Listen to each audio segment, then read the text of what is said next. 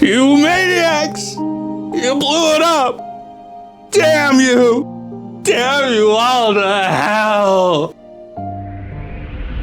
The engine will be ready again in 4 days. Time to plunder the map for its resources, mine all the compacted machinery, harvest all the wild heal root, and hunt every decent-sized animal. Deer and alpacas are the primary targets on this map. I chose this tile due to it having an abundant wildlife modifier. I prefer to pick tiles with at least one modifier or map features such as islands, canyons, mountains on one side, etc. Seems to make the game more engaging that way. I'm going to call these maps layover tiles, since I'm only here as part of a journey to a specific destination. I had to add a temporary prison and workshop since I'm at a Gravtiles. I didn't even have enough to create a decent barracks, so everyone is shoved into the bow.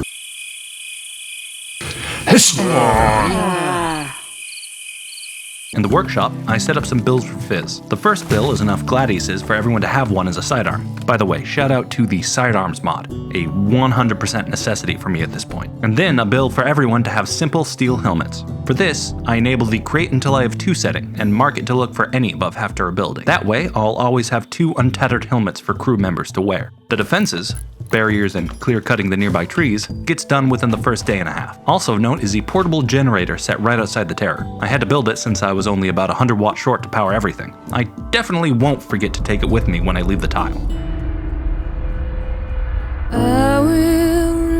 The quest pops up, the Chase Deserter quest. Correcting this from last episode, this would be the quest that reappears once a year in irregular intervals. The only difference between this one and the one I got last episode would be giving the opportunity for psycasts. I have to deny either way, as an Empire raid still scares me. 10 on 1. Then it's an even fight. With 1 day left until liftoff, all of my shelves are full of wood and steel. Shout out this time to the Gravship storage mod. It really adds to the aesthetic of the Gravship. These extra resources are especially helpful since I'm heading to a Scarlands tile next, so I won't be able to get much wood there. Scarlands are ruins of old cities that were destroyed in the past by weapons of mass destruction. Inside you'd find wasp and hunter drones, as well as potentially some lower tier loot like components or metal boxes filled with steel. Outside of the structures, there's not much arable terrain, and the terrain that is there is either normal or stony with no fertile soil in sight. It isn't great for starting a colony, but just fine for stealing grav cores. Right before heading out, Dull converts fully to our ideology. As a now permanent member of our crew, she gets a gift of 1 full-sized Gladius. Then it's time for the underground stockpiles. Looking over the map upon arrival, there's 2 stockpile entrances on the eastern edge and 1 more northwest. I'll land the Terror relatively in the center of these. Upon landing, the engine gets overheated, giving it a longer cooldown of about 5.5 days. You're not going to blow up, are you? Should I be smoking next to No. Oh, alright then. Then the same as last map, building a workshop in prison, designating steel to mine, and hauling over some basic cover. I saved some resources this time by rearranging the nearby stone chunks rather than building new barricades. The chunks have 50% cover effectiveness as opposed to the barricades' 55%, but I'm not that worried over the difference. To get into the stockpiles, I'll need crew members with at least 4 intellectual to hack into them. The only crew members that have the necessary skill level are the Fast and Collins. While Collins is labeled as a master with 14 intellectual, the Fast is less fortunate in comparison with his measly 4. While he is smarter than most of our crew, that still isn't a bragging point as he gets locked out after only 2 hours of hacking. God damn it! The same thing happens to him on day 2 after the lockout period is up. What the fuck? So I unassign him from hacking. He's only getting around 10% each time as opposed to Collins, who's able to almost solo hack one within a day.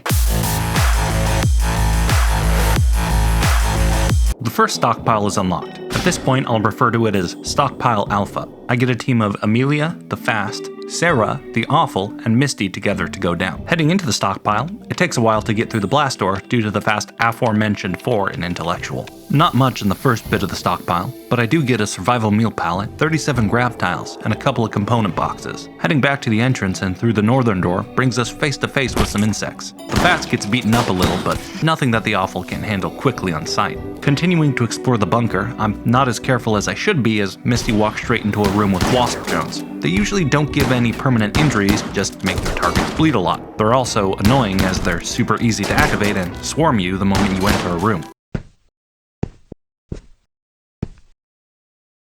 Shit. Oh, stop it! Oh! Ow! Ow! Oh! Ow!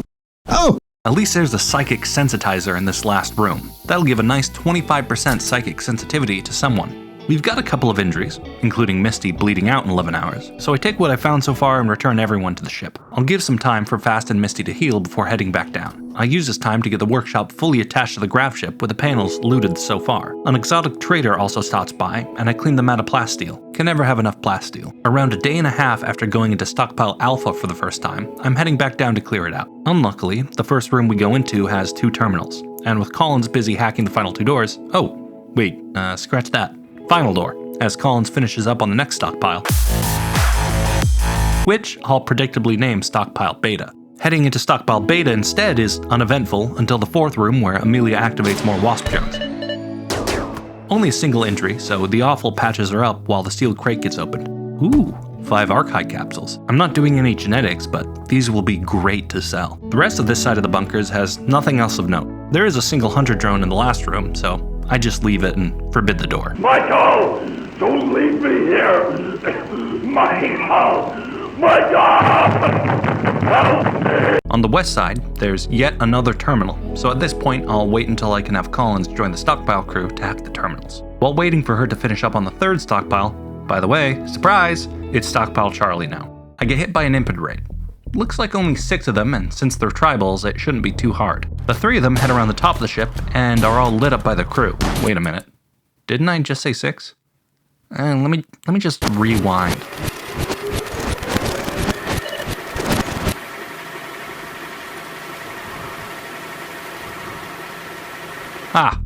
Looks like some of them decided to take a detour through the ruins and met some wasp drones along the way.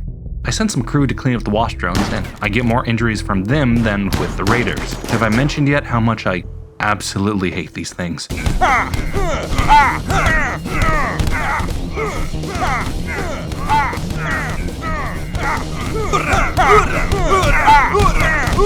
Back at the ship, I take Kaviz prisoner since he's psychically hypersensitive and has a 12 double passion in artistic. Learning a lesson from earlier in the series, I strip the other raider before finishing him off. Only tribal equipment, but hey, at least I'm reinforcing a good habit. Yep, that's me. You're probably wondering how... Before heading back underground, I get the location of an ancient mechanitor site. Since we're living out of a grav ship, it might be a while until I get that, but it's nice to have when I need it. Going back into Stockpile Beta, I bring everyone except Dull and Sarah.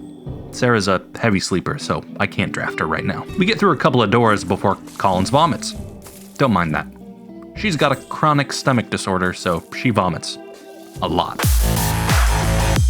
I clear out the rest of the bunker, and the only thing left of interest is a psychic reader to improve somebody's trading and negotiation skills. I empty out all the pallets, and then regroup for Stockpile Alpha. Heading in with Sarah now awake, the only thing that awaits us are 2 more survival meal pallets. Now on to Stockpile Charlie. As I enter, the ship exits cooldown, so this just about times out perfectly. The first 2 rooms are uneventful, but the 3rd room is filled with incidents. I don't manage the fight that well, so I set up a temporary hospital in the 2nd room, then patch everyone up before we continue.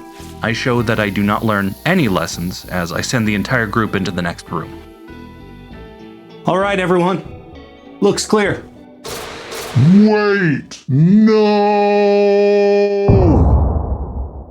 A hunter drone blows up, luckily not injuring anybody important or destroying any of the grav panels.